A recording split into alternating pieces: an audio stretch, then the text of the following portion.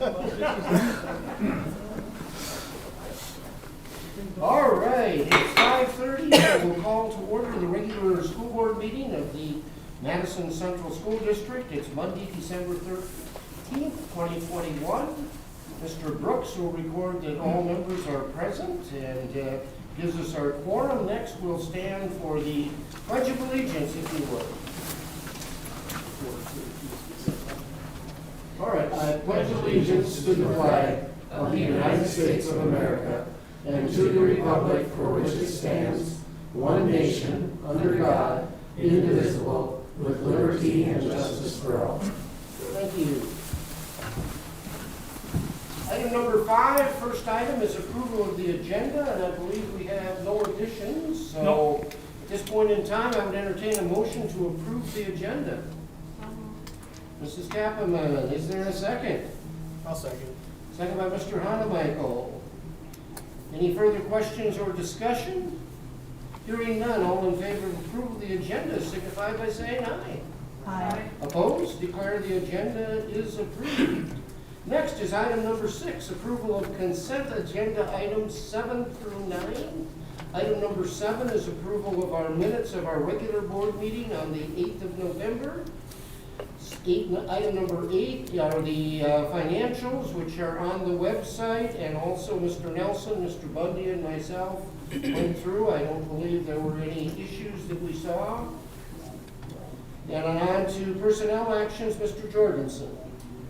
Couple different items. We have resignation of Trista Tuender as a kitchen staff. That was effective 12/7. And we have a request to hire Courtney Van Badavia as sped ed peer professional at $12.65 per hour to replace Josie Wolf. It'll be effective January 3rd. And Nancy Arneson as special ed bus driver at $15.30 per hour. And then a contract for Noah Salmon. We had Noah hired first semester as our interventionist, but there was a possibility he was not going to be around second semester, but he will be now. So we're thrilled. So for a second semester for Noah Salmon at $22,000 at 0.5 FTE. So the administration's recommendation of approval of personnel actions. I'd entertain a motion at this time to approve the consent agenda items. So moved. Okay, Mr. Bundy has the move.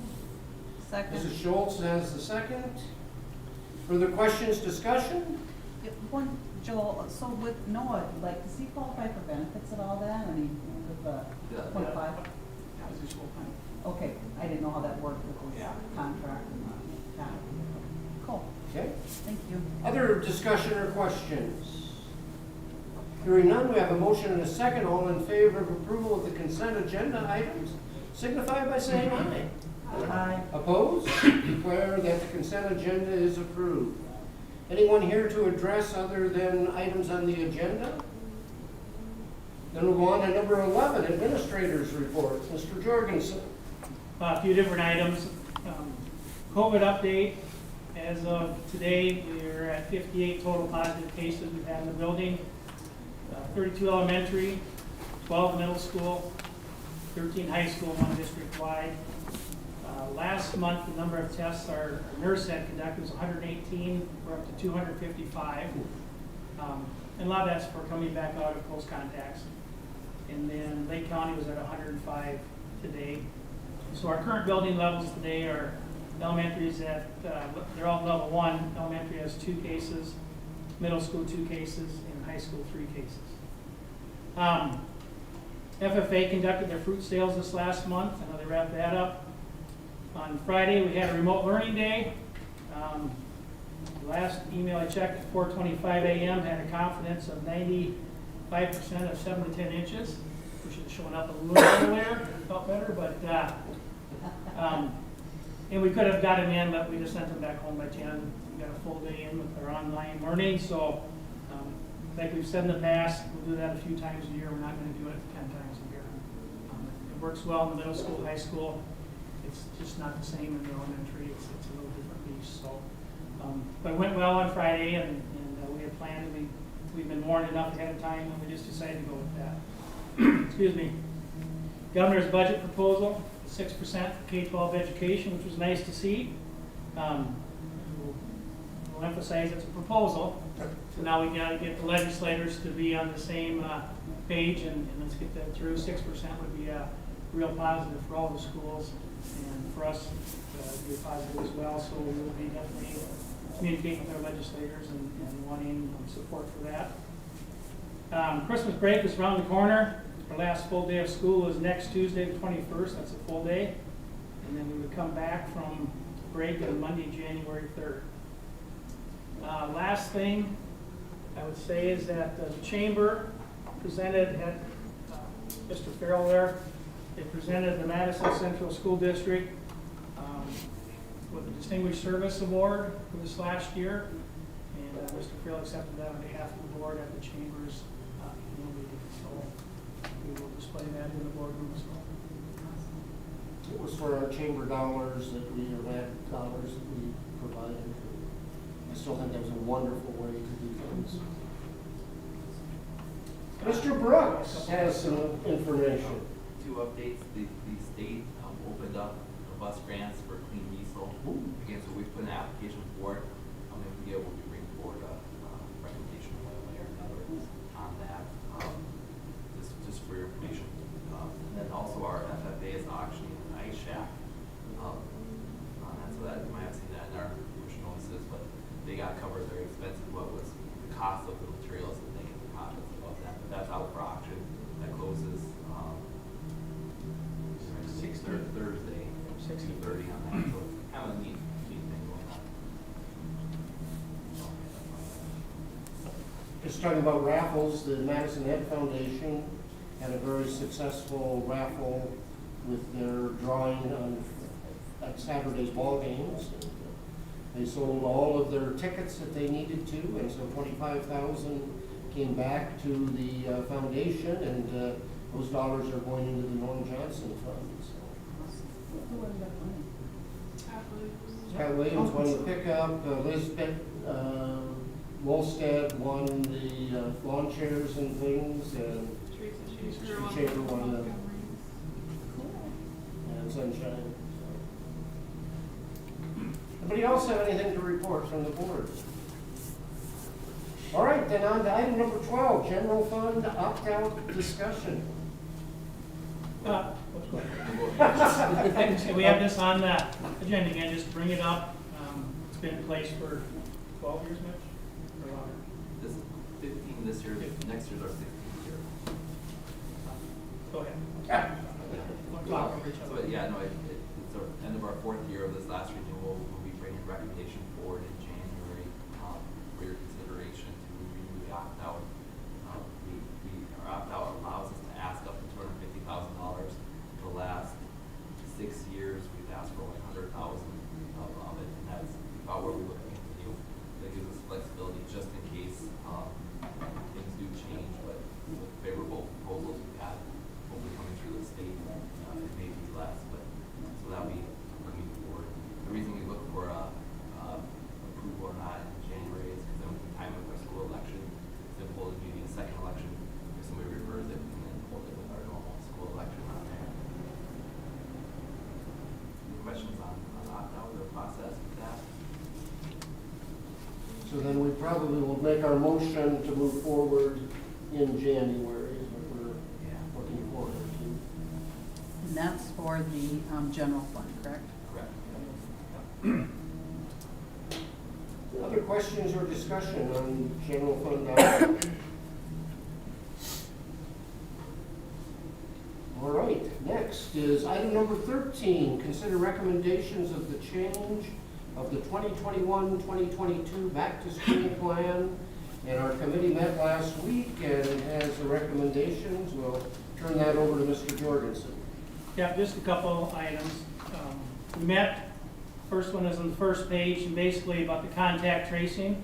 We'll continue to do what we're doing through our school nurse, principals. We do our contact tracing locally, but we will no longer be filling out the workbook and sending the workbook in because we're not convinced there's a lot of follow-up from the Department of Health after we do it anyway. So we'll continue to trace like we have been. We're just not going to do the time-consuming part. Same thing when we get positives, we'll still notify the Department of Health. the contact tracing outside the building and so on is gonna be for them to do now. They call them that questions will help, obviously, but the intent would be that we no longer do the workbooks and send those in. That was one of the changes. Second one, even though when we made the plan, it was for all students, one of the requirements of the ARP was to actually have a statement in there that said provide appropriate accommodations for children with disabilities with respect to health and safety policies.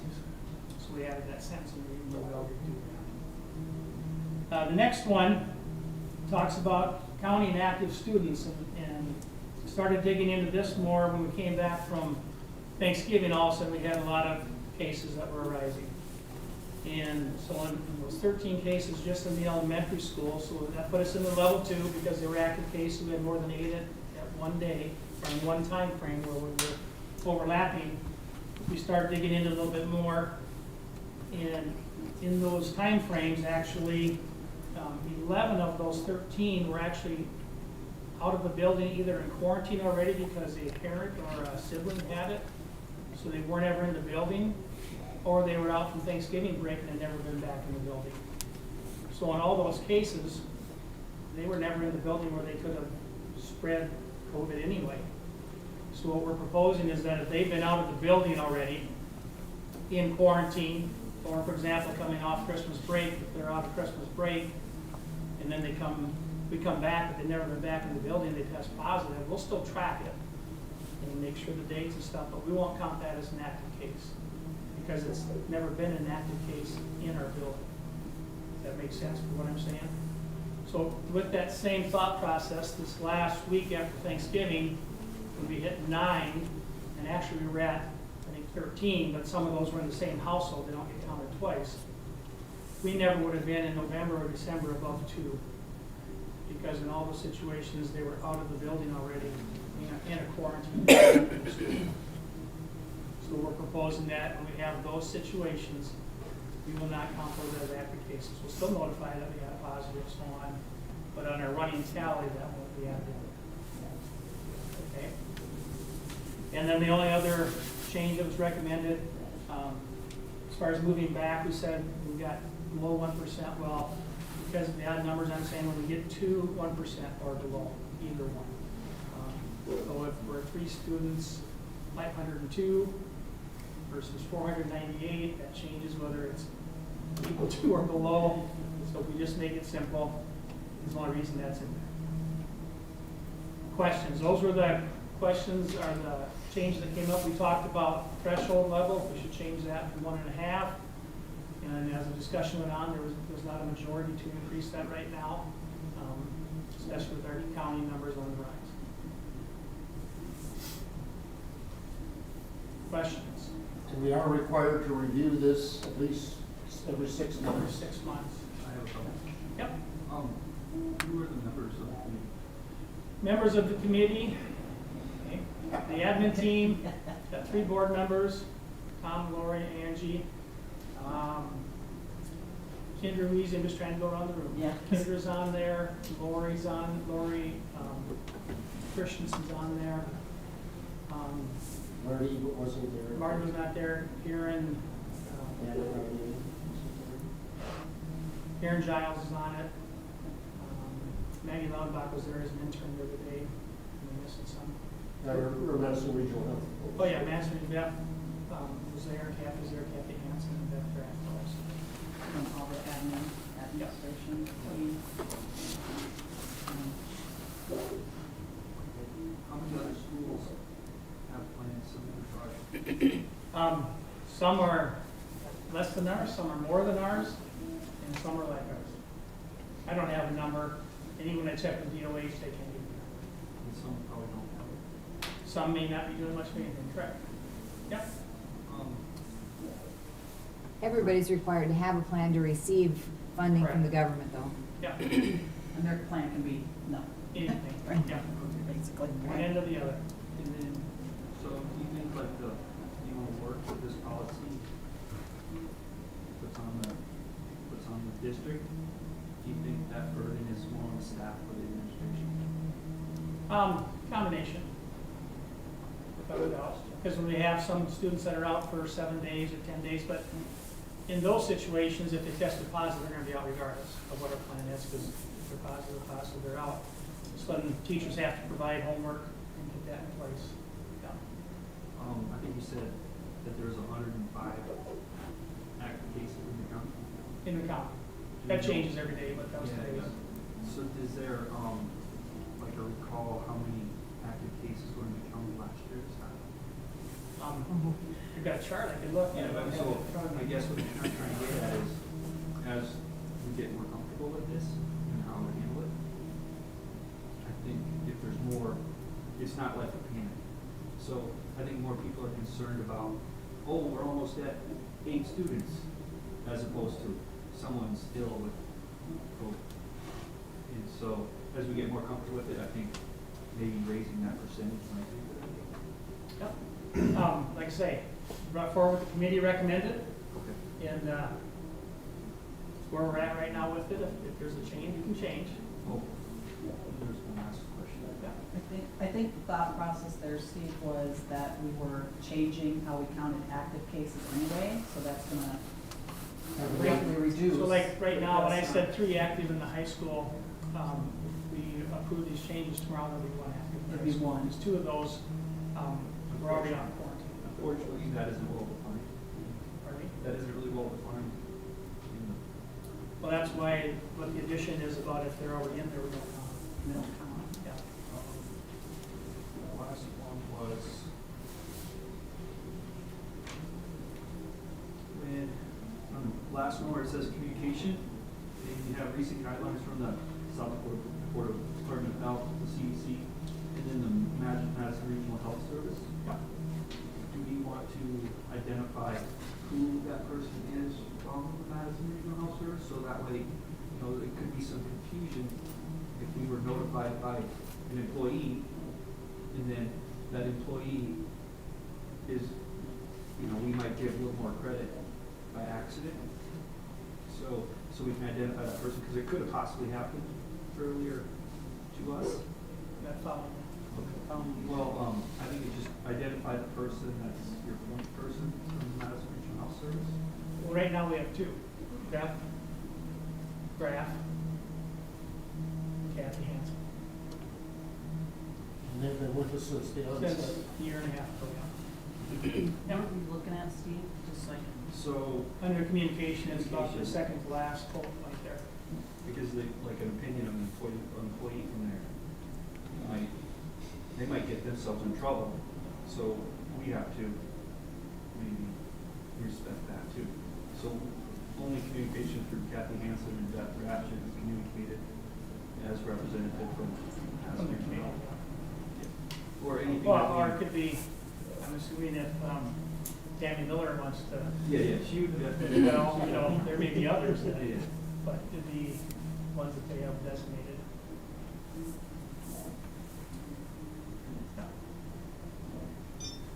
Other questions or comments? How's this impacted the administrative workflow? Well, the big workload is the DOH workload. See Angie shaking her head.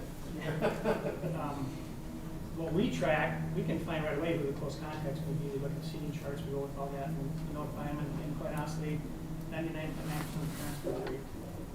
It's fine when they follow. But the time consuming is pulling up the charts, putting the addresses in, putting all the contact information in. It just takes a lot of time, like the 2 weeks here after Thanksgiving, that was daily, 4 or 5 hours of trying to get something done. And I'm not convinced, that's why we don't want to continue that, I'm not convinced that the follow-up, as we've talked to some people, that DOH has is because of it. So that impacted the ability to do other things for the administration, for example, coming in on weekends, needing time off, stuff like that? We've been fortunate, it hasn't been as many weekends, but there's still been times on Saturdays, Sundays where we have to send something out, we'll send it out. We've gotten a little better in how we do the contact tracing, or how I get it entered, but still, that's the part that takes the most time, and that's the part we're talking about not doing anymore. We've still got the binder that shows everyone, and we keep track and make sure we have the dates when they can come back, and we verify with the school nurse, nothing's changed there. And we'll continue to do that. It's simply that we're not going to fill out the, we're redoing what we already have, basically, only have to provide all their contact, and all the emails and all, and that just takes time. And then when we do identify close contacts in the building, like if I identified elementary kids who were close contacts, then I contact the parents directly. And then we follow up with the district email. Just because, I mean, that's, if they have questions, then they can ask them right away. So the committee members are representative of the staff, you have two staff from each building, two teachers from each building? That's for teachers, which also are parents. But yeah, but they weren't all there because of the date we have it. They have access to the committee? Yeah, they could have been there, but they had other conflicts that day. They were chosen by the administrators? Way back when we were running into this blind about a year and a half ago or 2 years ago, yeah. Okay, so you feel like they're well represented? Good. Yeah, there were some opinions on raising the threshold the other day.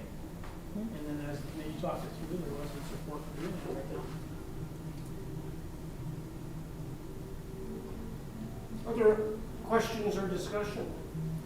I mean, we'd all love for it to be done, don't get me wrong. We're just doing what we think is right now, and this was what the committee brought forward, so that's what we're bringing forward for possible changes tonight. Any other discussion by the board? If not, then I would entertain a motion and a second to approve the amended back-to-school plan. So moved. Mr. Hanamichael, is there a second? Second. Mr. Bundy, any further questions or discussion? Thank you, Mr. Jorgensen, for your work on this. Thank the committee. Well, but the other work that gets done that the committee says you get to do. Yeah. And to the administrative team also. Any other comments? All right, all in favor of approval of the back-to-school plan as amended, signify by saying aye. Aye. Opposed, nay. Declare that is passed. Mr. Brooks, we're gonna talk roofs. So we have in this year's budget that last roof section, which is the one above where we serve our lunches in the high school here, in the middle high school. We went out to bid on that. The sealed bids will come back on December 21st. We went out a little bit earlier just because there's a delay on different types of materials. There'll be a pre-bid conference December 14th for questions, and then of course create an agenda to notify everybody in time. Why I bring it up is we bid a few different alternates, and the alternates are as early as April, as late as October. If it pushes into the next year, we'll bring it back to the next year's budget. We need board approval to do that. So if it does come back and it seems advantageous to us to push it either later in the year, we'll come back and maybe we'll look to do a Zoom meeting or something to consider bids and make approval, because none of the contractors will want to, order this much materials without having assurances on there. So why I just kind of bring up this so you're aware. Some large contractors have material on hand, they'll be able to do it early. Some won't, out the place. That's kind of where the dollar amounts all come in. And we may decline also if it's a very high environment. We'll just do some patching on those sections. But I kind of want to mention, I'd look to maybe do this that last week in December. If it is one of those later bids, maybe do a Zoom. I'll send out some dates, but just so we can do a quick review through the bids. The trend code, if we push the materials through, will then help us make selections on who we hire for our installation of it. Any questions to that, or I know it's kind of a tough time to meet, but we need that time to realize. And this then completes the total roof, so we're ready to start over. We started in 2009, went through all the sections, this is our final piece. Any other questions for Mr. Brooks on that? Item number 15, consider DSU Athletic Complex Capital Outlay Agreement. And I see we have a DSU or two. Welcome. Thank you. We've got it posted out there, the facility use agreement that we've been working with. trying to put together. Again, I want to thank the issue for their work on this as well. Had a lot of conversations with Mr. Dittman, Mr. Ricky, had a number of conversations as well. You know, when we went into this looking at it, I just think it does a lot of things for us. We had legal counsel review it as well, but you know, if we wanted to go out and do something on our own, we're talking $5 million plus, and that was never our intent. We would also then have all the maintenance that would go with it. It avoids that, avoids the need to bond for a project for a football or track. Overall, saves the district money as we move forward versus trying to do something on our own with a facility that'll be a top-notch facility, at least for everything that they're showing us, right, Mr. McDonald? Yep. Okay. Not changed yet. I right? just raise it, I don't Here, spend sir. it. You know, separate track venue, opportunity to have lower level events posted on the same stadium, provides for the marching band, potential competition, practice. Rental steps down every 5 years. I just think overall, when it's all said and done, this is going to be a great partnership that we've had for years at DSU. We'll continue it. I think it'll be a top notch for DSU and for our Madison Central students as well as we move forward. So I think it's a great opportunity for us. And again, nowhere along the way were we ever in a situation where we really felt like we wanted to do something on our own. That was never the case. And I think it's good that we want to be part of this and help move this project along too. So I don't know if the DSU wants to comment on that in any way, shape, or form. Not really. I think I think with the partnership, I think one thing that we want everyone to feel very confident about is at this point is just our intent and ability to move forward. And you know, we've already gone through. Stacy and President Griffiths have gone through some of the key steps with the Board of Regents, and so President Griffiths is going to legislation in January with this, and we fully expect to be under construction in 22.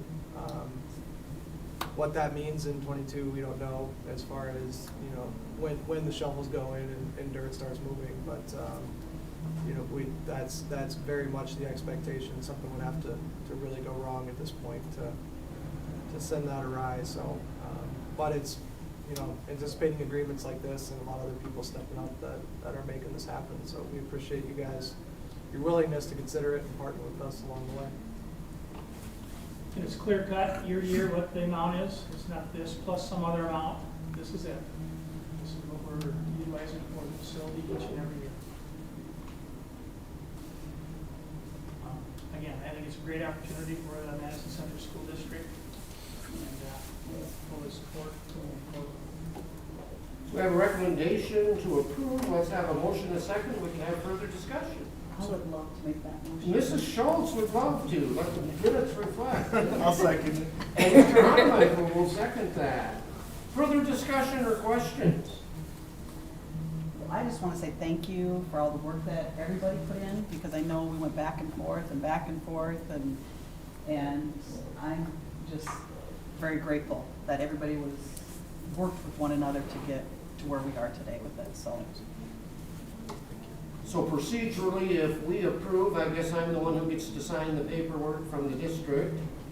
Will the paperwork then go to the regents to be approved, or what happens next? Nope, it'll come. We'll have university approval and then foundation approval, and we'll be good to go. All right. Yep. Does not require regents anything at this Nope. point? Not this agreement. No. Okay. Other questions or comments? Mitch, did you happen to take a look and just see how good of a deal this was for us? I mean, I'm looking at the numbers, and this seems like it's going to be far less than the cost to service a debt on a bond of $5 million.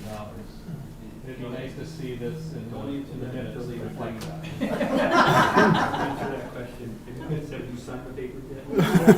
I was gonna say, you're welcome to get more. And it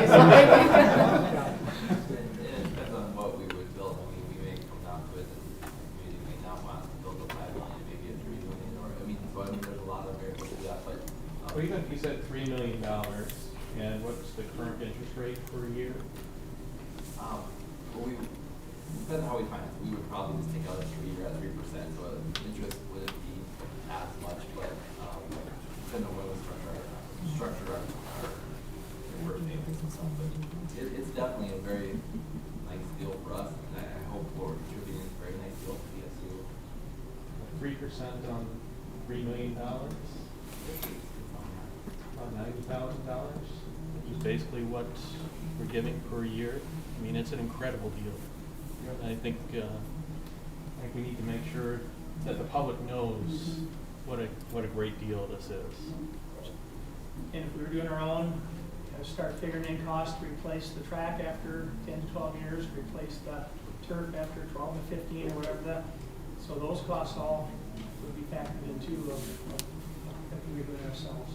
So And, I think it's a great opportunity for us. right, and then we don't really need to, We don't need Awesome. two facilities to No. block apart, and well, we could spend a lot more, have our own, and have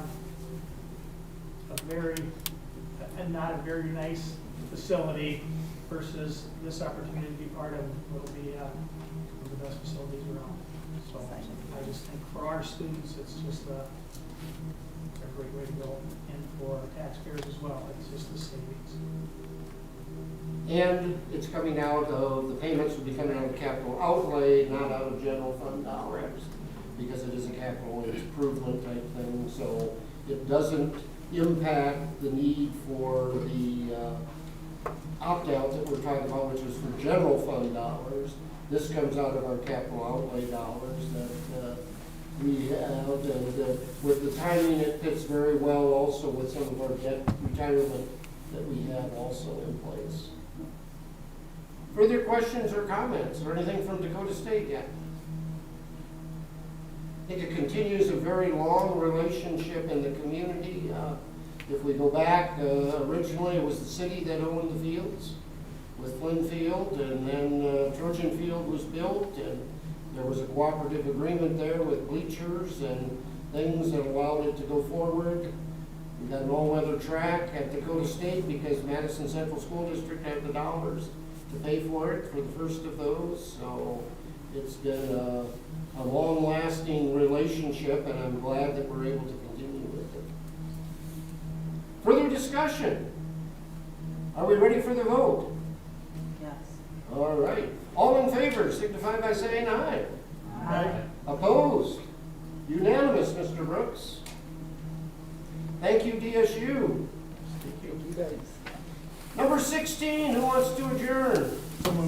Mr. Hahnemann, I do need a second. Second by Mrs. Kaplan. All in favor, signify by saying aye. Aye. Opposed? Can stay. All right, that's it. Thank you.